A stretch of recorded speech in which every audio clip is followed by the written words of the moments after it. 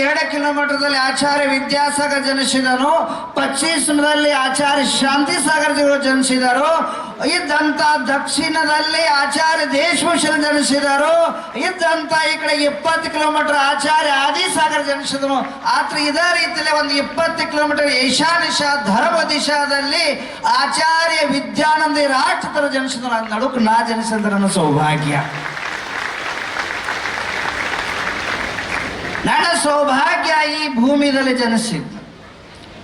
ಆದರೆ ಜನಿಸಿದ ನಂತರ ನನ್ನ ಪರಿಸ್ಥಿತಿ ಬಹಳ ಅಷ್ಟ ಸುಸೂತ್ರ ಇಲ್ಲಾಗಿತ್ತು. ಹುಟ್ಟಿದ ನಂತರ ನಮ್ಮ ತಾಯಿ ಇದ್ದಷ್ಟ ತಮ್ಮ ಬುದ್ಧಿಯನ್ನು ಕಳ್ಕೊಂಡ್ರು. ತಾಯಿಯಿಂದ ಹಾಲು ಕುಡಿದಿಲ್ಲ, ಆದರೆ ಇದ್ದಂತ ಆಜು ಬಾಜು ಹಾಲು ಕುಡಿಸಿದರು.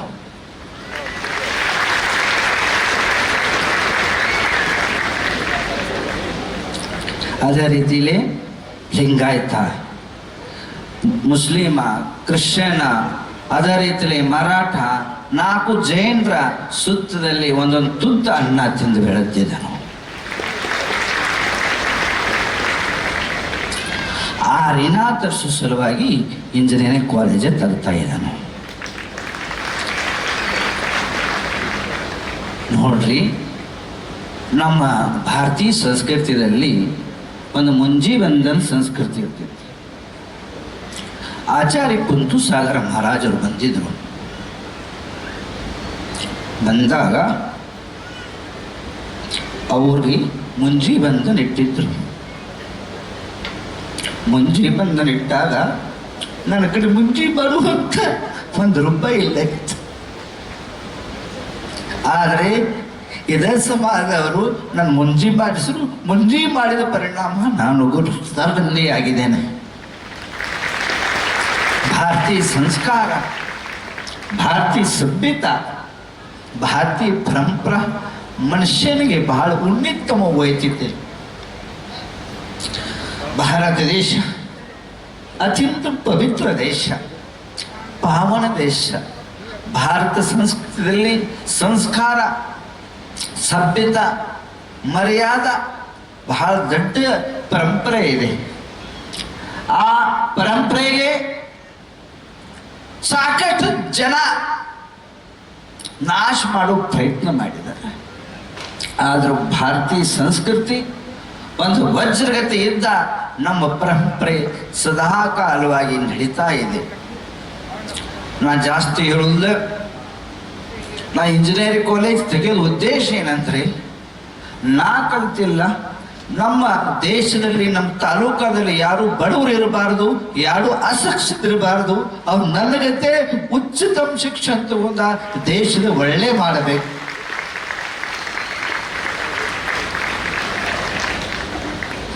ಮಹತ್ವ ಅದಲ್ಲ ದುಡ್ಡ. ಮಡಿ ಬಿಟ್ಟಿದ್ದವು, ವಸ್ತ್ರ ಬಿಟ್ಟಿದ್ದವು, ದುಡ್ಡದ ಮಹತ್ವ ಅಲ್ಲ. ಆದರೆ ನಮ್ಮ ಪಕ್ಕ ನಾ ಯಾವ ಊರದಲ್ಲಿ ಹುಟ್ಟಿದನು ಆ ಊರ ಜಗತ್ತಿನಲ್ಲಿ ಒಂದು ಕೀರ್ತಿಮಾನ ಆಗಬೇಕು. ಆದ ಕಾರಣ ಜಗತ್ತೇ ಮುಂದಿನ ದಿನಮಾನದಲ್ಲಿ 150 ಅಡಿ ಎತ್ತರವಾದ ಮೂರ್ತಿ ಸ್ಥಾಪಿತ ಮಾಡಿ ಈ ಭೂಮಿದ ಜಗತ್ತಿನಲ್ಲಿ ಒಂದು ಇತಿಹಾಸ, ಒಂದು ಕೀರ್ತಿಮಾನ ಸ್ಥಾನ ಮಾಡುವಂತ ಒಂದು ಪ್ರಯತ್ನ. ಏನು ಪ್ರಯತ್ನ ಮಹತ್ವ ಆದಂದ್ರೆ ಇನ್ನು ಇಟ್ಟು ದೊಡ್ಡಕ್ಕಲ್ಲ, ಬರೋದು ಯಾರು ನೋಡ್ರಿ. ಇದರಲ್ಲಿ 3 ವಸ್ತು ಇದೆ. ನನ್ನ ಕೈಯಾಗೂ ಏನೂ ಇಲ್ಲ, ಇದು 3 ಕೈಯಾಗಿದೆ. ಒಂದು ಪ್ರಕೃತಿ ವಾತಾವರಣ ಅನುಸಾರ ಬರ್ತಿದೆ. 2ನೇ ಟೆಕ್ನಾಲಜಿ, 3ನೇ ಇದಂತ ನನ್ನ ಭಾಗ್ಯ, ತಮ್ಮ ಭಾಗ್ಯ. 3 ಸರಿಯಾಗಿದ್ರೆ ಮುಂದಿನ ಜನವರಿಗೆ ಮೂರ್ತಿ ಆಗಿ ಬರ್ತಿತ್ತು ಅಂತೇಳಿ ಉದ್ಘೋಷಣೆ ಮಾಡ್ತಾ ಇದ್ದಾವ. ಈಗಾಗಲೇ ಅಮೆರಿಕಾ, ಫ್ರಾನ್ಸ್, ಜರ್ಮನದಲ್ಲಿ ಕಾಂಟ್ಯಾಕ್ಟ್ ಮಾಡಿ ಸರಳವಾಗಿ ಇಲ್ಲಿ ಮೂರ್ತಿ ತರುವಂತ ಕಾಂಟ್ಯಾಕ್ಟ್ ಕೊಟ್ಟಾಗಿದೆ ಸಂತೋಷ್ ಶಿವಜಿಯವರ. ಮತ್ತೊಂದು ಮೂರ್ತಿ ಕೆತ್ತಾನ ಶುರುವಾಗಿದೆ. ಯಾಕಂದ್ರೆ ಅಲ್ಲಿ ಇನ್ನ ಜಗಸ್ಥಾನ ಯಾಕೆ ಹೇಳ್ತಾ ಇಲ್ಲ, ಮಂದಿ ಹೋಗ್ತಾರ, ಡಿಸ್ಟರ್ಬೆನ್ಸ್ ಆಗ್ತಿದೆ ಅಂತ ಹೇಳ್ತಾ ಇಲ್ಲ. ಜಗ ನಿರ್ಧಾರದಾಗಿದೆ, ಮೂರ್ತಿ ಕಲ್ಲು ಹೊಟ್ಟಿದೆ, ಕೆತ್ತಾನ ಆಗಿದೆ. ಜನವರಿವರೆಗೆ ಈ ಕಡೆ ಅಲ್ಲಿಂದ ಬಿಹಾರ ಪ್ರಯಾಣ ಆಗ್ತಾ ಇದೆ.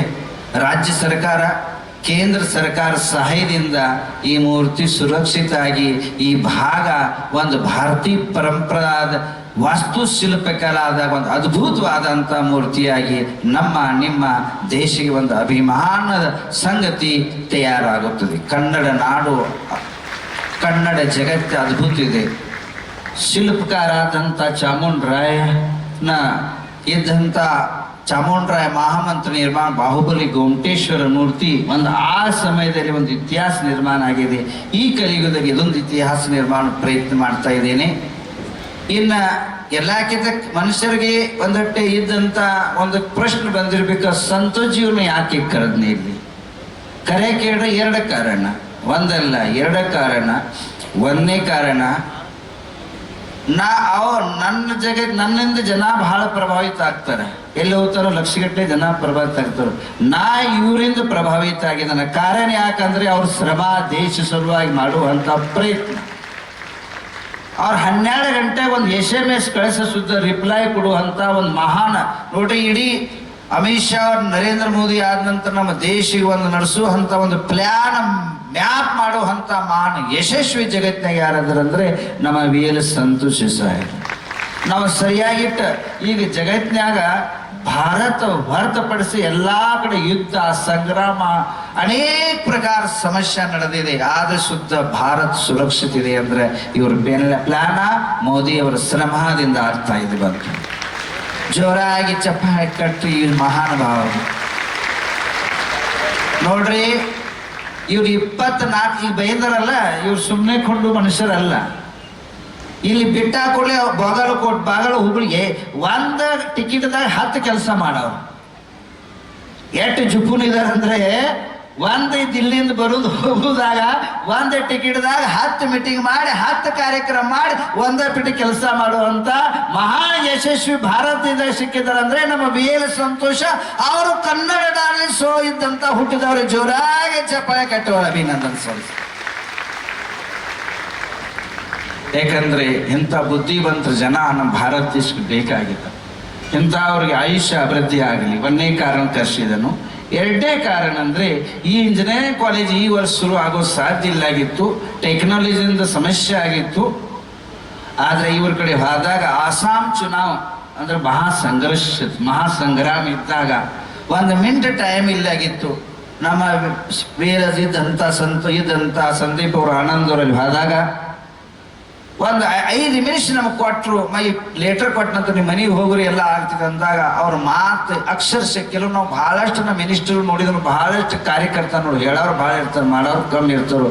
ಒಂದೇ ಹೇಳೋ ನೀವು ಕೆಲಸ ಆಗ್ತಿದೆ ಹೋಗ್ರಿ ಅಂತ ಅದಕ್ಕೆ ಸರಿಯಾಗಿ ಆಗ್ತೈತೆ ಅಂದ ಕೂಡಲೇ ನಾವು ಮನೆಗೆ ಬರುಕತ್ತ ಮಠದಾಗ ಅವ್ರು ಬರುಕಿದ ಪೆಲ್ಲ ಪರ್ಮಿಷನ್ ಇಂಜಿನಿಯರಿಂಗ್ ಕಾಲೇಜ್ ಬಂತು. ಅದಕ್ಕೆ ಯಾರಾದ್ರೆ ಕಾರಣ ಅಂದ್ರೆ ಈ ಸಂತೋಷ್ ಜಿ ಅವರು. ಅವ್ರ ಋಣ ಸಲುವಾಗಿ ಸ್ವಾಗತ ಮಾಡ್ತಾ ಇದ್ದೀನಿ. ಅದೇ ರೀತಿಯಲ್ಲಿ ಇನ್ನಿಷ್ಟು ಪುಣ್ಯ ಇದ್ದಂಥ ಬಡವರ ಮಕ್ಕಳಿಗೆ ನಿಮ್ಮ ಕೆಲಸ ಏನಂದ್ರೆ ಇನ್ನು ಎಷ್ಟು ಜನ ಬೇಂದ್ರಿಯರು ಪ್ರತಿಯೊಬ್ಬರ ಯಾರ್ಯಾರ ಅಕ್ಕದಲ್ಲಿ ಪಕ್ಕದಲ್ಲಿ ಗರೀಬ್ ಇದ್ದಾರೋ ನಮ್ಮ ಕಡೆ ಕಳಿಸ್ರಿ. ಮಾತ್ರ ಅವ್ರಿಗೆ ಎಜುಕೇಶನ್ ಅಷ್ಟೇ ಕೊಡೋದಿಲ್ಲ, IIT ಪ್ರೊಫೆಸರ್ ಟೆಕ್ನಾಲಜಿ ಕೊಡುತ್ತವು. ಲ್ಯಾಬ್ಗಳು ಒಳ್ಳೆ ಡೊನೇಟ್ ಮಾಡಿ ಅನೇಕ ಟಾಟಾ, ಇನ್ಫೋಸಿಸ್ ಕಂಪನಿಯಾಗ ದೊಡ್ಡ ಇದ್ದಂಥ ಬುದ್ಧಿವಂತ ಉದ್ಯೋಗ ಸಮುದಾಯದ ಅವ್ರಿಗೆ ನಾಲೆಜ್ ಕೊಟ್ಟ, ಅವ್ರು ಉದ್ಯೋಗ ಕೊಟ್ಟ ನಿಮ್ಮ ಜನ ಸೇವಾ ಮಾಡುವಂಥ ಒಂದು ಕಾರ್ಯ ಮಾಡ್ತಾವೆ. ನಾವೇನು ಮಿನಿಸ್ಟರ್ ಆಗವ್ರ, ನಾವು MLAಗಳು ಎಲ್ಲ ಬಿಟ್ಟಿದ್ದಾವೆ, ನಮ್ಮ ಎಲ್ಲ ಬಿಟ್ಟು ಬರಿದ ನುಸ್ತ ಸಮಾಜದ ಗರೀಬ್ ಮಂದಿ ಒಳ್ಳೆ ಆಗ್ಲತ್ತಿ ಇದೇ ಉದ್ದೇಶದ ಈ ಇಂಜಿನಿಯರಿಂಗ್ ಕಾಲೇಜ್ ಕಟ್ತಾ ಇದ್ದಾವೆ. ಮುಂದಿನ ದಿನದಲ್ಲಿ ನಂದು ಆಶಾ ಇದೆ. ಸಂತೋಷ್ ಅವರ ತಮಗೊಂದು ಹೇಳಬೇಕಿದ್ದೀನಿ, ಇಡೀ ಪ್ರಪಂಚದಲ್ಲಿ ಜೈನ್ ಸಮಾಜ ಬಹಳ ಸಣ್ಣದಿದೆ, ಅವ್ರ ಮ್ಯಾಗ ಕಂಟಿನ್ಯೂ ಅನ್ಯಾಯ ಆಗ್ತಾ ಇರ್ತೇವೆ. ಆದರೆ ಇಡೀ ಪ್ರಪಂಚದಲ್ಲಿ ಒಂದು MBBS ಕಾಲೇಜ ಜೈನ ಸಮಾಜ ಇಲ್ಲ. ಮುಂದಿನ ದಿನದಲ್ಲಿ ಒಂದು MBBS ಕಾಲೇಜ್ ತೆಗೆದ ಆಮೇಲೆ ಈ ಸುತ್ತಮುತ್ತ ಬಡವರಿಗೆ ಆಪರೇಷನ್ ಆದಿ ಫ್ರೀ ಮಾಡಿ ಅವ್ರ ಜೀವನ ಕಲ್ಯಾಣ ಮಾಡ್ಬೇಕಂತ ಒಂದು ಮೂರ್ತಿ ಆದಂತ ಎರಡನೇ ಕನಸಿದೆ ನಂದು. ಆ ಕನಸ ತಾವೆಲ್ಲರೂ ಸಹಕಾರದಿಂದ ಆಗಲಿ ಅಂತೇಳಿ ದೇವರ ಕಡೆ ಪ್ರಾರ್ಥನೆ ಮಾಡ್ತಾನು. ಅದರ ಜೊತೆಗೆ ಇದಂತ ಈ ಕಾರ್ಯಕ್ರಮ ನವಗ್ರಹ ತೀರ್ಥದಿಂದ ಬಂದ ನಂತರ ಈ ಭೂಮಿದಲ್ಲಿ ಅನೇಕ ಅಭಿವೃದ್ಧಿ ಫಾರ್ಮಸಿ ಏನೇನು ಬೇಕೆಲ್ಲ ಎಲ್ಲ ಹುಡುಗರಿಗೆ ಕೊಡುತ್ತೇವೆ. ಮುಂದಿನ ದಿನದಲ್ಲಿ ಒಂದು ಮಾತು, ಯಾವ ಜಾತಿ ಇರಲಿ ಯಾವ ಸಮಾಜ ಇರಲಿ ಅವ್ರಿಗೊಂದು ಸಂದೇಶ ಏನಂದ್ರೆ, ನಿಮ್ಮ ಕರ್ನಾಟಕದಾಗ ಯಾರ ತಾಯಿ ತಂದೆ ಇಲ್ಲ ಆ ಮಕ್ಕಳು ನನ್ನ ಕಡೆ ಕಳಿಸ್ರಿ, ಅವ್ರನ್ನ ಊಟ ತಿಂಡಿ ಎಲ್ಲ ಕೊಟ್ಟು ಇಂಜಿನಿಯರಿಂಗ್ ಮಾಡಿ ಅವ್ರಿಗೆ ಒಂದು 10-50 ಸಾವಿರ ಯೋಗ್ಯತೆ ಅನ್ಸೋ ನೌಕರಿ ಕೊಟ್ಟು ಅವ್ರು ನಿಮ್ಮ ಮನೆಗೆ ಕಳಿಸ್ತೀನಿ. ಉದ್ದೇಶ ನಾವು ಆ ಸಮಾಜದ ಅಭಿವೃದ್ಧಿ ಮಾಡುವಂಥದ್ದು ಒಂದು ಕಾರ್ಯದಲ್ಲಿ ಇದ್ದಂಥ ರಾಜ್ಯಪಾल ಅವರು ಬೈಂದರ बहाल सर आप हिंदी तो समझते होंगे, मैं यही कहना चाहता हूँ राज्यपाल जी इतने सरल है, इतने सत्य सरलता धार्मिक से युक्त पुरोहित है और इनका आरोग्य ठीक न होते हुए इतने प्रवास करके हमारे लिए आए, उनके लिए बहुत बहुत आशीर्वाद धन्यवाद।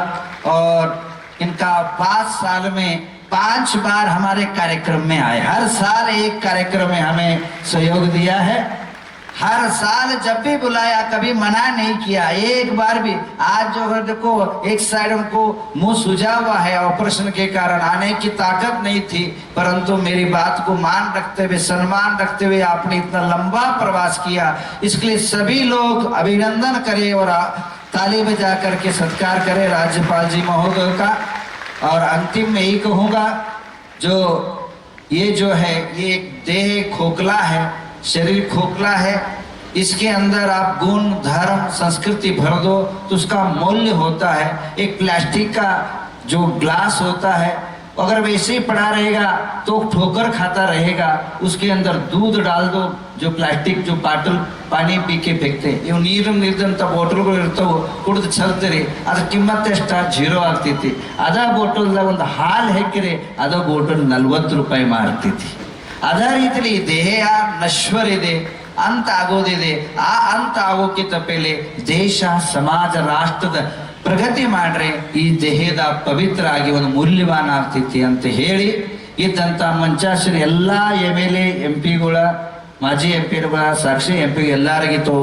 ಕೆಲವೊಮ್ಮೆ ಬೈಂದರ ನನ್ನ ಮಾತಿಗೆ ಒತ್ತೆ ಕೊಟ್ಟ, ಕೆಲವೊಂದು ಪತ್ರಿಕಾ ಹೆಸರು ಭೀ ಹಾಕಿಲ್ಲ, ಅವ್ರು ಶುದ್ಧ ಬೈಂದರು. ಯಾಕಂದ್ರೆ ನಾ ಈಗ 4-8 ದಿವಸ ಇದ್ದಿ ಟೋಟಲ್ ನಮ್ಮ ಮಠದಿಂದ ನವೆಂಬರ್ದಿಂದ ಬಿಟ್ಟಿದ್ದಾನು. ನವೆಂಬರ್ ಡಿಸೆಂಬರ್ ಇರ್ತಕ್ಕ ಮಹಾರಾಷ್ಟ್ರ ಔರಂಗ ಇದ್ದದ ಸಂಭಾಜಿನಗರ ಎಲ್ಲ ಮಹಾರಾಷ್ಟ್ರ ಪ್ರತಿಯೊಂದು ಹಳ್ಳಿ ಇನ್ನ ತಕ ನವೆಂಬರ್ ಇಡುತ್ತೆ. ಇನ್ನವರೆಗೆ 68 ಕಾರ್ಯಕ್ರಮ ಮಾಡ್ಕೋತಿಲ್ಲ ಬೈನಿ.